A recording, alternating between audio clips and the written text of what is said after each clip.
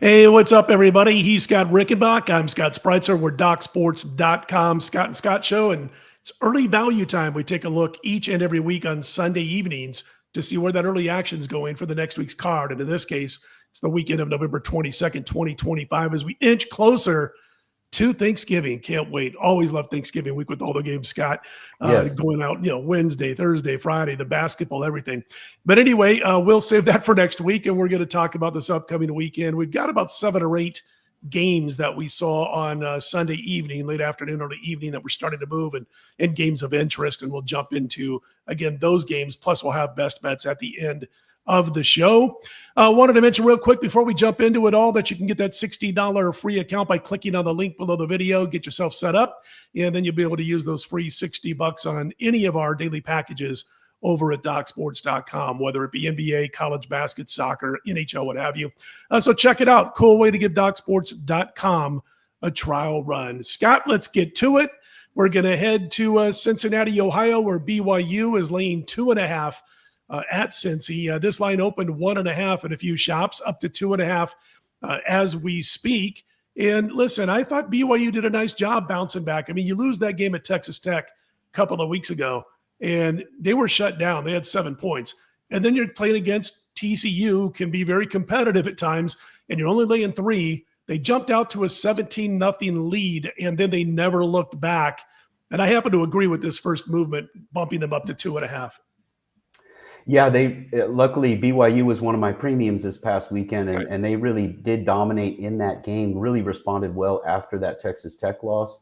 And Cincinnati now off back-to-back losses, including one at home against Arizona.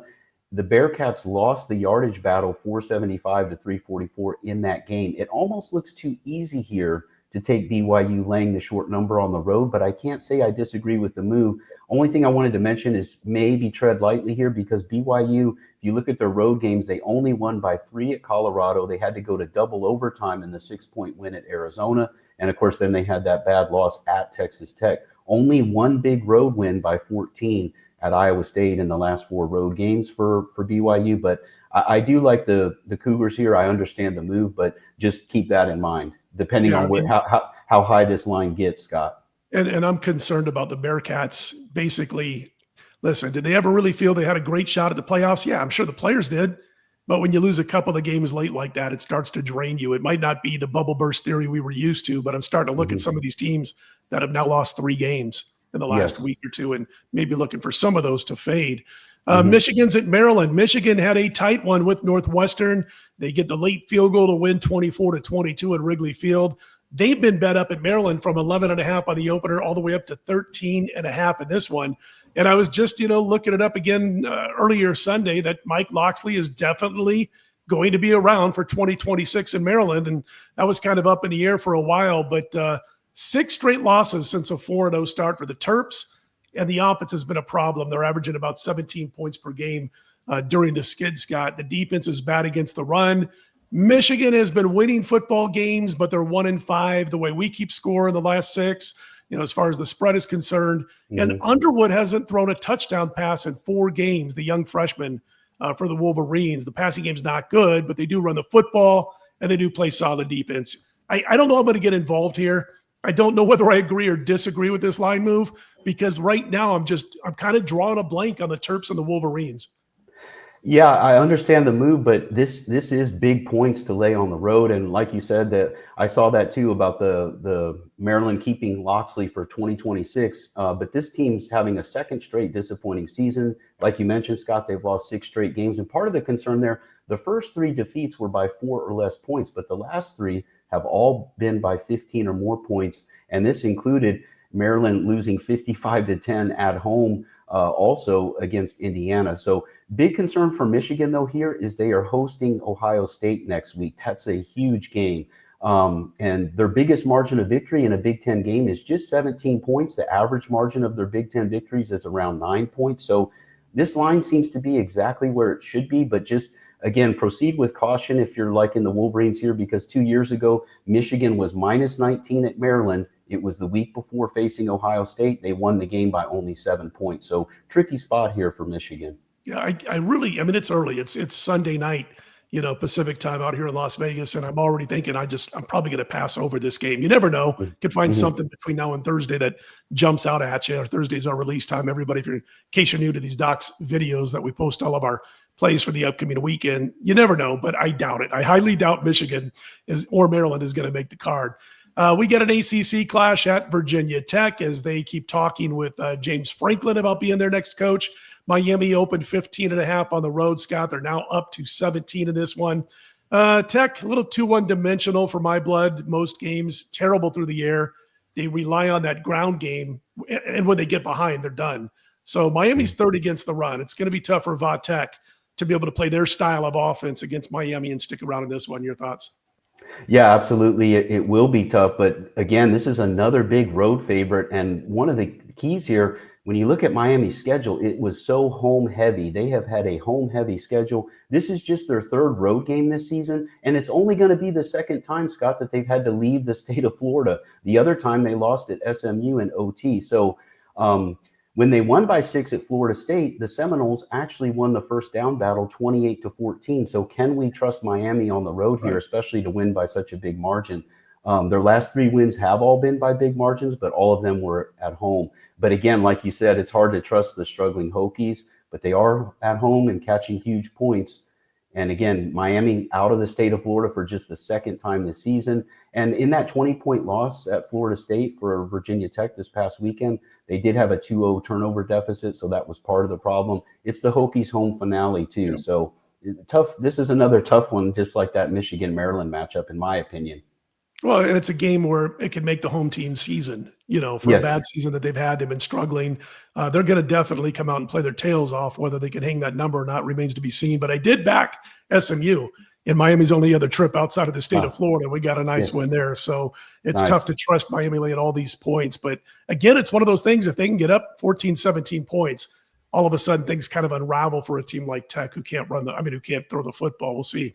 That's right. Final game in college we're going to talk about. Oregon is up to 9.5 at home to USC. That opened 7.5 in some shops in this one. And listen, Scott, USC's 4-2 in the last 6 games, and just a couple of plays and an injured Dylan Raiola of Nebraska from 2-4. And the Ducks, fantastic on defense, number 1 against the pass, number 20 against the run. But as of right now, I got one more play where I don't have a play as of Sunday night going into Monday for next week's card in this particular game. I get why this number moved up. I totally understand why the bettors came in strong on the Oregon Ducks to kick things off on Sunday afternoon.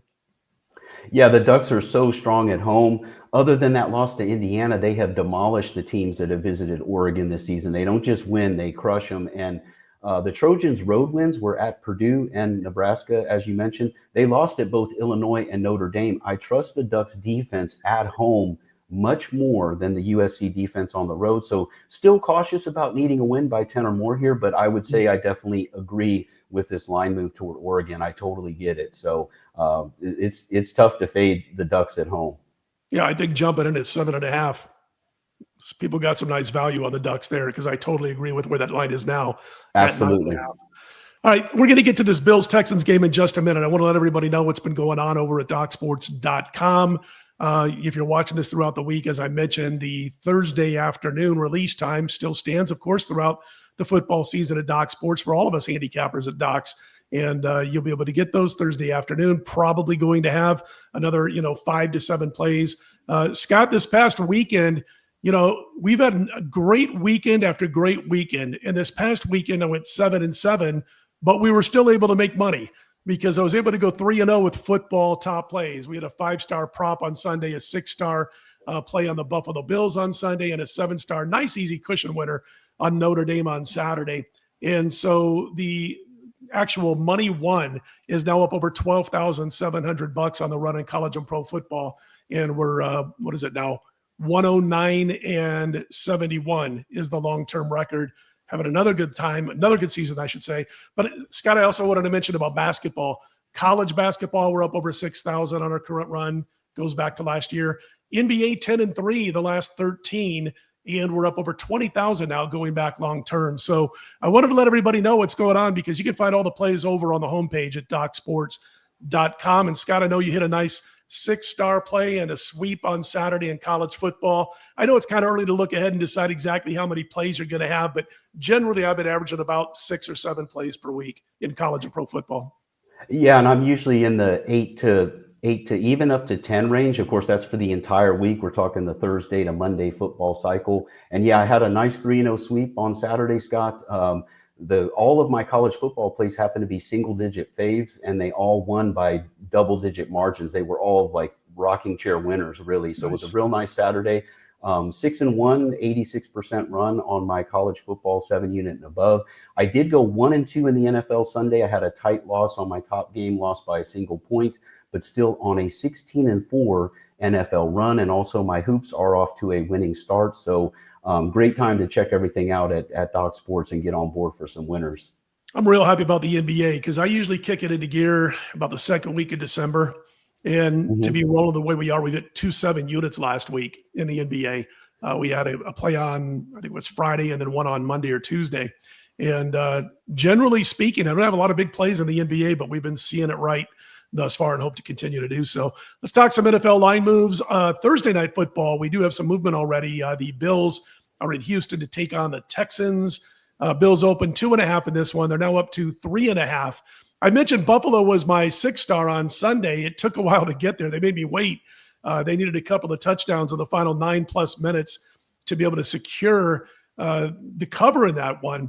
One of the reasons that I jumped on Buffalo was because as leaky as their run defense is, that's not Tampa's game. And, Tampa's not like, they're like 25th in total in rushing yards per contest. So what happens? They go out and they gain 202 yards on 5.2 yards per carry, the Tampa Bay Buccaneers, even though they got everybody in the wide receiver room is injured basically for the most part, and gave Buffalo a test to the very end. That's worrisome when it comes to backing the Buffalo Bills more than a field goal on the road. Again, this looks like a play where you want to jump in on the Bills here, but man, learn how to stop the run, guys. Even Tampa was running wild on you. Yes. Yeah, that was crazy. And this Texans defense is solid, and the Bills are not the same team away from Buffalo. But Scott, the thing is, how can you predict with, of course, nothing is definite, but the point about Buffalo on the road is they're Jekyll and Hyde. They've had 2 wins by double digits, 2 losses by double digits in their 4 road games this season. So which Bills team is going to show up? Houston, they're 3-2 at home this season. Both the losses, though, were by 3 or less points. So the move past the key number of 3 surprises me here. And like you said, that the Bills' run defense is a concern. I would have to say with this line moving up to 3.5, I'm definitely leaning toward the Texans at home here. But I'm going to have to wait on this game. And this actually, I've passed on the Thursday night NFL for maybe 3 weeks in a row now. And this one might be another pass, but I'll be looking into it a little bit further as we get closer. Next up is the Bears and the Steelers doing battle in Chicago. And just wanted to mention this one real quick, everybody, because the opening line found the Bears a 1.5-point home favorite. It's now 3. That was more of an adjustment on whether or not Aaron Rodgers is going to play. Right now listed as questionable. In case you didn't see on Sunday, he did injure his wrist, and he's listed officially right now as questionable going into Monday. So that line did go from 1.5 to 3, and I wanted to mention it for that reason. This Steelers offense is weak. And they find a way to win football games, even though the defense isn't what we've grown used to over the past, 10, 20 years, whether it was Cowher or now with Tomlin. The Bears' schedule has been, soft, Scott, too. But, I was asked about this game on every show I did last week was Bears, Vikings, Bears, Vikings. And I said, I don't have a play on this game for 2 reasons. The Bears' schedule has been soft, although they're playing well enough to win those games. You can only beat who's in front of you. But there was no way I was going to play on J.J. McCarthy, and he had another bad game. Yes. Yeah. And, the Bears did surprise, though, still with that gutting out that win on the road. And about the Rodgers injury, at least the injury is to his non-throwing hand, but it does sound like he might miss this week, and they would be forced to go with Mason Rudolph here. But the thing about the Steelers, we've talked about it often this season, it continues to happen. The final scores in Pittsburgh games just do not make sense when you look at the stats. And they did it again. They won by 22 points over the Bengals. Their yardage edge was 46 yards, Scott. They had a 46. That doesn't translate to a 22-point win, but that's just the way the season has been going for Pittsburgh. But also, it's hard to take the Bears here off of a last-second divisional road win at Minnesota. And here's another thing. They're not used to being at the top of the division. They're at the top of the NFC North now. This is a tricky game. I mean, because I don't like the Steelers either, because I just wonder when their magic is going to run out with their results this season have been shocking compared to their stats. And so, but I'm going to have to wait on the quarterback situation anyway, because since it's his non-throwing hand, if they say it might be a slight break, but if it's not so bad that they can, keep that protected, he might still be out there. So tough one on this. We got to wait on the injury information, I think, on Rodgers. And if it's Rudolph, that number goes up, obviously. Yes, yes. It is a situation where you wait and see. Patriots opened 5.5 on the road to the Bengals. They're now up to 7 in this particular game. Some one-sided action coming in on New England on Sunday evening, and that since he's lost, to Pittsburgh again. As you said, it wasn't as ugly as the final score would indicate, but my gosh, they're just so bad on defense. This is such a horrible organization. They spend no money on the defensive side of the football. But now, again, you got to lay a touchdown on the extra point with the New England Patriots. And, it's gone from 5.5 to 7. I'm not so sure it gets any cheaper than that at this point. Yeah, I don't think so. And it's just hard to trust the Bengals, like you said. But before, the bad loss to the Steelers by 22 points, only losing yardage by 46. Cincinnati was 1-2 in the 3 games before that. The 2 losses were each by 5 or less points. So this line being going up to 7, I understand it, but still, I don't know about laying this many points on the road. I still can't believe New England is 9-2 this season, but they're proving to be the real deal. Incredible 5-0 on the road this season, Scott. But I will mention that 4 of those 5 wins were by 6 or less points. So to me, I understand the line move, but this line is probably right where it should be, sitting around 7 points. And it's another tough call. I hate to keep saying that, but some of these are just seem to be pegged where the number is now. Yeah, I thought they moved exactly where the number should be on this one. At 5.5, Patriots at 7. Got to wait and see a little bit. Yes. I'm going to talk about this one real quick, everybody. The Colts have gone from a 4.5-point opening line dog down to a field goal, down to 3. They're in Arrowhead Stadium against Kansas City. And oh my gosh, Kansas City. By the way, I mentioned I had a 7-7 weekend, which isn't great. It's not horrible because we did make money, but I did have a 2-star loss on the KC Chiefs. And I even did a show on Sports Grid on Saturday night, Scott. And I was talking with Brady Cannon, former Westgate Invitational winner. And we were both saying, this feels like it's inflated, KC at Denver. At the same time, it's KC or nothing from a betting standpoint is what it felt like going into that game. And they weren't able to get it done. And they're now 3.5 games behind the Broncos in the AFC West. Lucky to only be 1.5 games behind the Chargers in second in the division because, of course, the Chargers lost. They're now on the outside looking in as far as the postseason is concerned. Indy can run and pass. They can stop the run. And by the way, KC has one impressive win all season, the win over Detroit several weeks ago. It's kind of, funny, not humorous, but funny that last year we talked about KC all the time and their one-score wins. They were 11-0 last year in the regular season in one-score games. This year, 0-5. They can't win one-score games.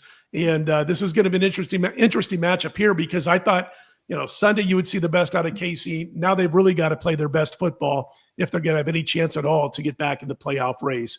Scott, go ahead and fire off your best bet, and then I'll get to mine, and then we'll wrap things up. Okay, great. I'm looking at the Texas-Arkansas matchup. Texas laying 10 points here. This one, an opportunity for Texas to get back on track at home after that game at Georgia got away from them late in the game. Arkansas is 0-6 in SEC games, and I am aware of the fact that all those losses were one-possession defeats. However, they got blasted by Notre Dame this season, and the Longhorns wins in the state of Texas, so that includes the Red River rivalry game, which of course is against Oklahoma in the Dallas-Fort Worth area. All those wins were by 17 points or more, except for the Vandy game. This is just the second SEC home game in the state of Texas for the Longhorns this season. In Austin, I should say, the second home game in Austin.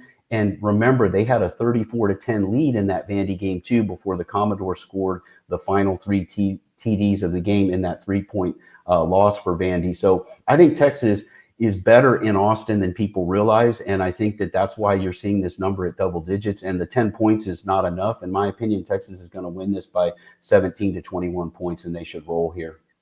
Sounds good. I'm going to head back to one of the games we talked about at the top of the show, and that was BYU at Cincinnati. And I agree with the line move, going from 1.5 to 2.5. And even before the line came out, I kept thinking I like him at 3 or less in this one. And here's the thing. We talked about it. BYU jumped out big against TCU and blew them out. And that came off the tough loss to Texas Tech. We had a 7-star in that game on Texas Tech a couple of weeks ago. And, after a pretty close first quarter, the Red Raiders just completely shut down BYU's offense. But not too many teams are able to shut down BYU's offense. I like the kid, Bear Bachmeier, the young guy. And even though they got out-yarded by Utah, they were able to find a way to beat the Utes. Well, since he's a step down from all these teams I just mentioned, and the problem for me with Cincy is that they're going up against a team that runs the ball and plays really good defense. And Cincinnati's defense is bad against the run, and they're bad against the pass. They've back-to-back losses now, which kind of knocks them out of contention for what they were hoping for just 3 weeks ago before these defeats. And I think it's a tough bounce back spot for them. Late in the season, sometimes I like to play on these teams that are down to the wire when it comes to their final home games or final 2 home games. But I think that loss last time out kind of knocks Cincy down a little bit. And again, they were outgained by 130 yards in that loss to Arizona. And that was such an important game for them, and they still couldn't come through. So I'm going to back BYU to get it done here. I mean, this team is as well coached as it gets.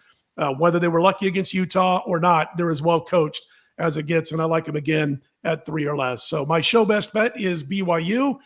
Scott is on the Texas Longhorns. And as always, everybody, if you're not yet a member at DocSports.com and want to give it a trial run, click on the link below the video. Get yourself set up for that free $60 account. We'll look to continue the winning ways. He's Scott Rickenbach. I'm Scott Spreitzer. We are the Scott and Scott Show. Let's put them in the win column, everybody, and we'll talk to you each and every day throughout the week. So be sure to subscribe. Be sure to hit the like button. We do appreciate it over at DocSports.com. Best of luck, everybody. Best of luck.